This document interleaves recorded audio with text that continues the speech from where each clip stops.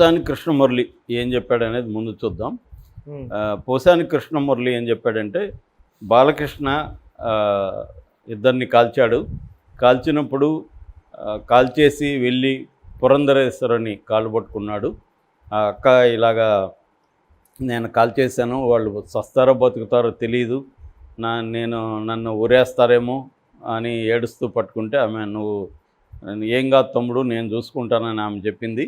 వెళ్ళి ఆమె వైఎస్ఆర్ కాళ్ళు పట్టుకునింది. అన్న నువ్వు కాపాడాలన్నా నన్ను అని చెప్పింది. ఎందుకంటే అప్పుడు కాంగ్రెస్లో ఉంది ఆమె. సో ఆమె పోయి పట్టుకుంటే వైఎస్ఆర్కి ఒక వీక్నెస్ ఉంది. ఎవరైనా ఆడబడుచు వచ్చి అన్న నువ్వు నన్ను రక్షించాలంటే ఆయన అభయం ఇచ్చేస్తాడు. వాళ్ళు కన్నీళ్ళు పెట్టుకుంటే ఆయన కూడా పెట్టుకుంటాడు. అటువంటి స్వభావం వైఎస్ఆర్కి ఉంది. కాబట్టి వైఎస్ఆర్ పాపం కరిగిపోయి అమ్మ నేను చూసుకుంటాలేమ్మా నువ్వేం బాధపడక అని చెప్పాడు. దాంతో ఆయన రక్షించాడు. సో ఇతని జీవితం వైఎస్ఆర్ పెట్టిన భిక్ష. ఇతను వచ్చి ఇప్పుడు అసెంబ్లీలో మీసాలు తిప్పుతున్నాడు, రెచ్చగొడుతున్నాడు, జగన్కి వ్యతిరేకంగా ఇలా మాట్లాడుతున్నాడు అనేది చెప్పాడు. ఇక్కడ ఏంటంటే ఒక దెబ్బకి రెండు పక్షుల్లాగా పోసాని కృష్ణమురళి విమర్శ ఇద్దరిని తగిలింది. ఒకటి బాలకృష్ణ, రెండోది పురంధరేశ్వరి. ఎందుకంటే పురంధరేశ్వరి కూడా జగన్ని జైలుకి పంపిస్తాను, సిబిఐ పెడతాను, ఆ స్కామ్ ఈ స్కామ్ అని మాట్లాడుతుంది ఈ మధ్య. దానికోసం ఆమెను విమర్శించడానికి బాలకృష్ణని విమర్శించడానికి, ఇద్దరిని విమర్శించడానికి ఈ కేసును బయటికి తీసుకొచ్చాడు. ఇప్పుడు ఏమవుతుందంటే అసలు ఈ కేసు ఏంది అని చాలామంది అడుగుతున్నారు. అసలు బాలకృష్ణ ఎవరిని కాల్చాడు, నిజంగానే వైఎస్ఆర్ సేఫ్ గార్డ్ చేశాడా అనేది మనం ఇప్పుడు మాట్లాడుకుందాం. యాక్చువల్గా బాలకృష్ణ సినిమా లక్ష్మీ నరసింహ అనే సినిమా రిలీజ్ అయింది. దానికి ప్రొడ్యూసరు బెల్లంకొండ సురేష్. ఆ లక్ష్మీ నరసింహకి సంబంధించి కొన్ని ఇబ్బందులు ఉన్నాయి. అదేంటంటే ప్రాపర్గా లక్ష్మీ నరసింహాన్ని ప్రమోట్ చేయలేదని ఒకటి. రెండవది లక్ష్మీ నరసింహ టికెట్ల దీంట్లో ఒక అబ్బాయి ఆత్మహత్య తొక్కిస్లాట్లో చనిపోయాడు. ఆ తొక్కిస్లాట్లో చనిపోయిన దానికి 5 లక్షలు ప్రకటించాడు బాలకృష్ణ. ఆ డబ్బులు సురేష్ నియమన్నాడు అనేది ఒక వెర్షన్. అందువల్ల సురేష్ ఇవ్వలేదని. రెండవది సురేష్ ఎవరి దగ్గర అప్పులు చేసి సినిమా తీశాడు, ఆ అప్పుల వాళ్ళు వచ్చి బాలకృష్ణ అని పట్టుకుంటున్నారు, అదొకటి. సో ఇది బెల్లంకొండ సురేష్కి ఆయనకున్న ఇబ్బందులు. రెండవది సత్యనారాయణ చౌదరి, ఆయన ప్రముఖ జ్యోతిష్యుడు. అప్పట్లో సత్యనారాయణ చౌదరి ఏం చెప్తే అది చేసేవాడు బాలకృష్ణ అని ఇండస్ట్రీలో అందరూ చెప్పుకునేవాళ్ళు. ఆయన ఇక్కడ తూర్పుగా కూర్చోండి అంటే తూర్పు కూర్చోవడం. దీని మీద అప్పట్లో సీను వైట్లా ఒక జోక్ కూడా పెట్టాడు. వాడు ఎక్కడ పోయి టాయిలెట్ దగ్గర ఉన్న దాంట్లో కూర్చుంటాడు ఆ రైల్వే ట్రైన్లో. ఎందుకంటే జ్యోతిష్యుడు అక్కడ చెప్పాడని అక్కడ కూర్చోమని. సో అలాగా ఇతని మీద కొన్ని కామెడీలు కూడా సినిమాల్లో పెట్టేవాళ్ళు అప్పట్లో, అంతగా పాటిస్తాడని. అంటే మినిట్ టు మినిట్ జ్యోతిష్యుడు ఏం చెప్తే అది పాటిస్తాడనేవాళ్ళు. దీనివల్ల అనవసరమైన చికాకులు తలనొప్పులు వస్తున్నాయి అనేది కూడా. సో వీళ్ళిద్దరూ కలిసి బాలకృష్ణని చెడగొడుతున్నారు అన్న అభిప్రాయం అప్పటికే జనంలో ఉంది కొంచెం. సో ఈ కాంటెక్స్ట్లో 2004 జూన్ 3వ తేదీ రాత్రి 8 గంటలకు జూబ్లీ హిల్స్లో ఉండే బాలకృష్ణ ఇంట్లో కాల్పులు జరిగినాయి. ఆ కలకలం ఒక్కసారిగా షాక్ అయిపోయారు అప్పట్లో. ఏమైంది అని. సో చూస్తే వీళ్ళిద్దరూ సివియర్గా గాయపడ్డారు. వీళ్ళిద్దరిని అపోలో హాస్పిటల్కి తీసుకెళ్లారు. ఇమీడియట్గా బాలకృష్ణ వాళ్ళ బావ అనుకుంటాను, ప్రసాద్ అనుకుంటా ఆయన పేరు, నాకు కరెక్ట్ గుర్తులేదు, ఆయన రంగంలోకి ఎంటర్ అయ్యి ఆయనే మొత్తం డీల్ చేశాడని చెబుతారు అప్పుడు. ఎందుకంటే బాలకృష్ణకు కూడా ఏం చేయాలో తెలియని పరిస్థితిలో ఉంటే ఆయనే మొత్తం స్కెచ్ చేసి డీల్ చేశాడని. సో అప్పుడు అంటే నేను అప్పటి వచ్చిన పేపర్లన్నీ కూడా చూశాను దీనికోసం. వాటిలో ఉన్నది చెబుతున్నాను, ఏది సత్యం ఏది అసత్యం అనేది మనకు తెలియదు. ఓకే, అప్పుడు వచ్చిన న్యూస్ ఏమొచ్చిందో అది చెప్తున్నాను. సో అప్పుడు ఏమొచ్చిందంటే చాలా ఇండియన్ ఎక్స్ప్రెస్లో, టైమ్స్లో, హిందూలో అన్నిట్లో వచ్చాయన్నమాట, తెలుగు పత్రిక అన్నిట్లో వచ్చాయి. సో ఎప్పుడైతే ఈ గొడవల్లో పంచాయతీ చేస్తున్నారు ఇంట్లో కూర్చొని, అది మెల్లమెల్లగా అంటే మందు స్టేషన్ నడుస్తుంది, అది మెల్లమెల్లగా ఆర్గ్యుమెంట్లు అయిపోయి బాలకృష్ణ ఒక మాట అనడం, వాళ్ళు కౌంటర్గా అనడం, ఇలాగ గొడవల్లో బాలకృష్ణ రివాల్వర్ తీసి వాళ్ళని కాల్చాడనేది అభియోగం, వాళ్ళు కంప్లైంట్. ఎందుకంటే జూన్ 4న ఈ సత్యనారాయణ చౌదరి కొడుకు శ్రీనివాసరావు జూబ్లీ హిల్స్లో ఇలాగే కంప్లైంట్ పెట్టాడు. మా నాన్న బెల్లంకొండ సురేష్ బాలకృష్ణతో మాట్లాడుతున్నారు. ఆ టైంలో ఏదో వాదనలు వచ్చాయి. ఆ ఆర్గ్యుమెంట్ హీటెడ్ ఉండి బాలకృష్ణ రివాల్వర్ తీసి, రివాల్వర్ వచ్చి .32 అంటారు దాన్ని, రివాల్వర్. ఆ రివాల్వర్ తీసి ఫైర్ చేశాడు. మా హత్య చేయడానికి ట్రై చేశారు, వాళ్ళు బతికారు అన్న దీనికి కేసు పెట్టారు.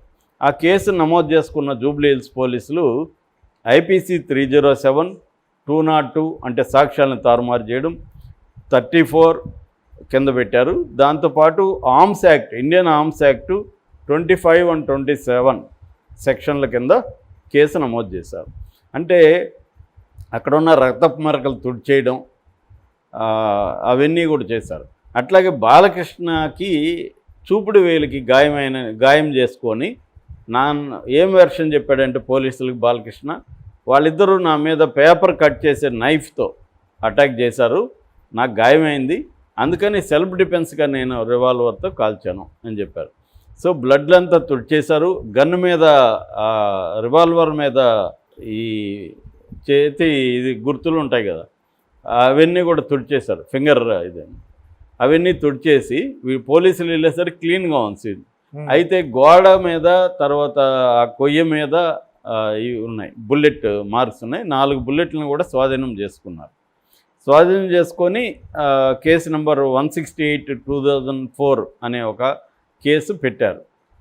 అయితే ఇక్కడ ఏమైందంటే ఈయన ఏం చేశాడంటే బాలకృష్ణ కూడా కేరళలో వచ్చి జాయిన్ అయిపోయాడు. నా మీద కూడా అటాక్ జరిగిందని చెప్పారు కదా, కేర్ హాస్పిటల్లో జాయిన్ అయిపోయాడు. జాయిన్ అయిపోయినాక పోలీసులు వెళ్ళారు, అంబులెన్స్లో వచ్చాడు కేర్ హాస్పిటల్కి. అప్పుడు ఆ విజువల్స్ అంతా కూడా చూడొచ్చు మనం, వీల్ చైర్లో దింపడం అవన్నీ కూడా, ఆయన చాలా ఇబ్బందులు ఉన్నట్టుగా బాలకృష్ణ. సో ఒక వెర్షన్ ఎలా వచ్చిందంటే బాలకృష్ణ మీద వాళ్ళు అటాక్ చేస్తే ఆయన సెల్ఫ్ డిఫెన్స్ కోసం కాల్చుకున్నారు.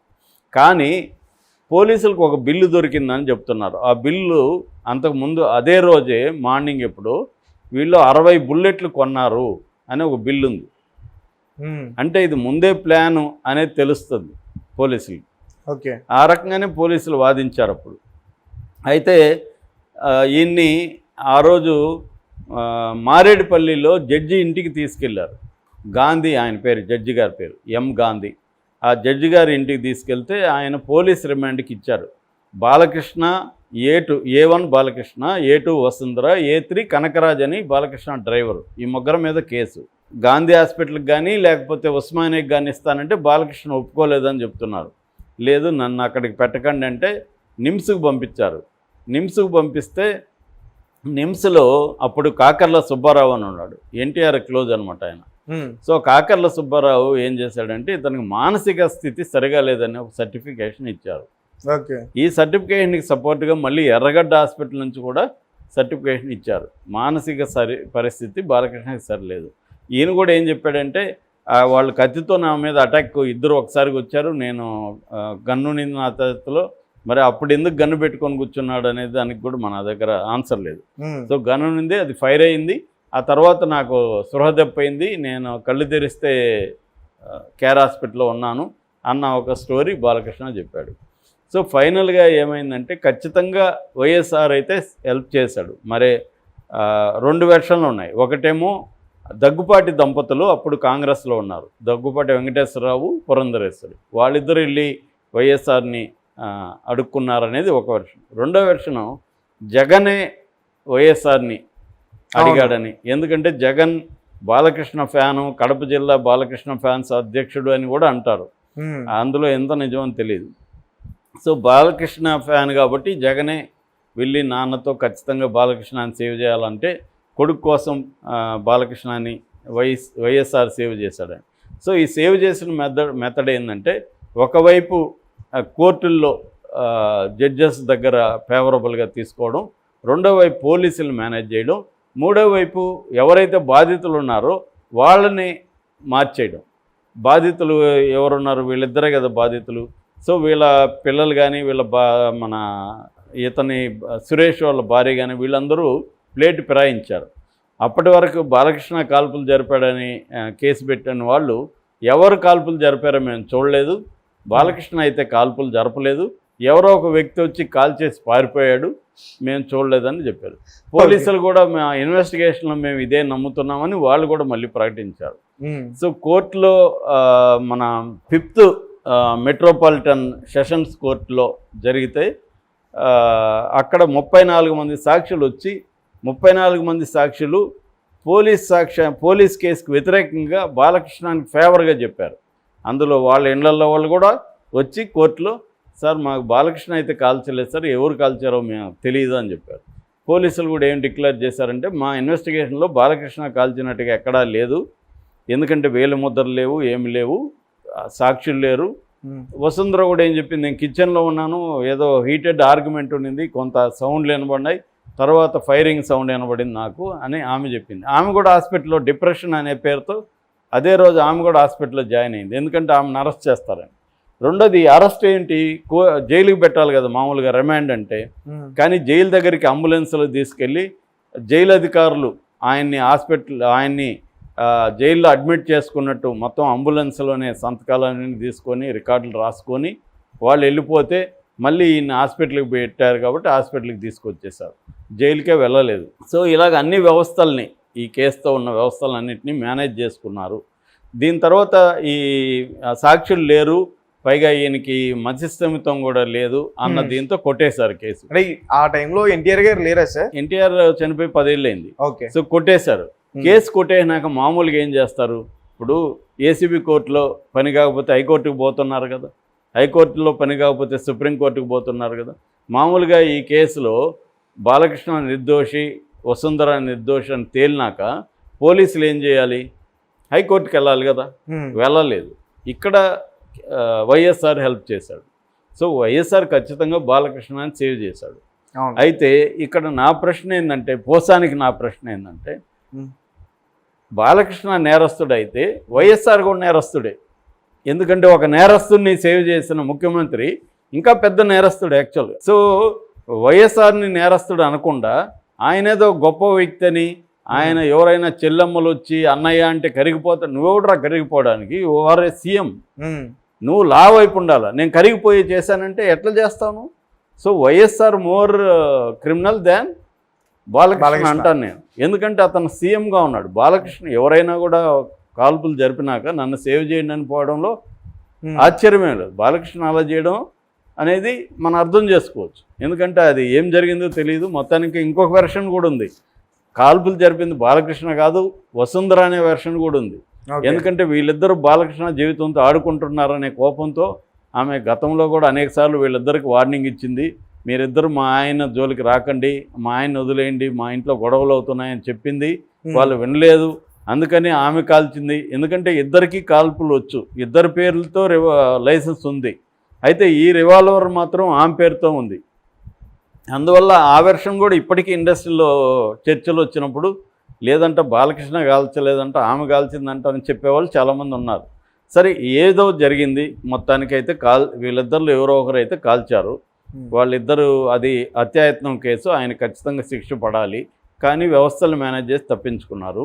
ఈ కేసులో వైఎస్ఆర్ రోల్ కూడా ఉంది కదా, మరి వైఎస్ఆర్ కూడా నేరస్తుడే కదా, ఒక నేరస్తుడిని నువ్వు ఎలా కాపాడావు అన్నప్పుడు వీళ్ళు మరి ఇప్పుడు వైసీపీ వాళ్ళు కానీ పోసాను కానీ బాలకృష్ణాన్ని మా వైఎస్ఆరే కాపాడాడు అనేది వాళ్ళు తెలియకనే రెండో వైపు కూడా చెప్పేస్తున్నారు. వైఎస్ఆర్ ఎలా కాపాడతాడు, మరి ఇలాగే ఎన్ని చేసి ఉంటాడు వైఎస్ఆర్? ఇదంతా కూడా యాంటీలా యాక్టివిటీస్. ఒక సీఎం చేయొచ్చా? సీఎం అనేది ప్రమాణ స్వీకారం ఏం చేస్తాడు? సో కాబట్టి వైఎస్ఆర్ కూడా దీంట్లో నేరస్తుడే. వీళ్ళు బాలకృష్ణ నేరస్తుడని చూపిస్తున్నారంటే తెలియకుండానే వైఎస్ఆర్ నేరస్తుడని వాళ్ళే చెప్తున్నట్టు.